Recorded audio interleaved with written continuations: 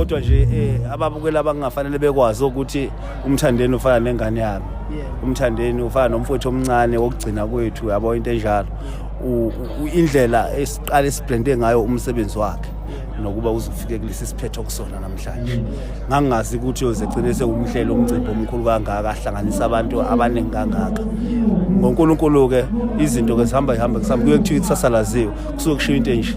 Ngangazi nami ukuthi uyogcina ilento akayiyona, kodwa nje ngishaya isifuba kakhulu ngaye, ngishaya isifuba kakhulu ngokuthi iqala prove ukuthi uyakwazi ukwenza. Umuntu akabona ukuthi engakwazi ukusondela eduze naye enze umsebenzi wakhe ube impumelelo, waqoqa wabona ukuthi imina ongamenza abe yilento akayiyona namhlanje. Ngiyakubonga kakhulu lokho.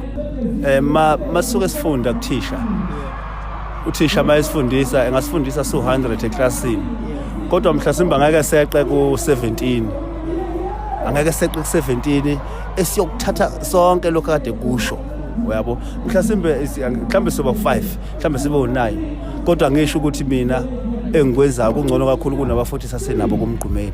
Ngibona nje sifana siyinto eyodwa, uyabo. Ukuthi ke inhlathi isatshekele kubani ngaleso sikhathi, lokho ngeke ngishaya isifuba ngakho. Kodwa nje mfowethu imisebenzi wami abantu bawu supporta kakhulu. Angisho ukuthi okabani ongasupporteki okabani ongasupporteki kanti cha. Ngikhuluma nje ngojive hayi usupporteke kahle kakhulu mfowethu. Kuyangijabulisa kakhulu lokho. Nalo ibhova lalikhona liyayishaya isifuba nalo lalikhona ngokuthi ngashiya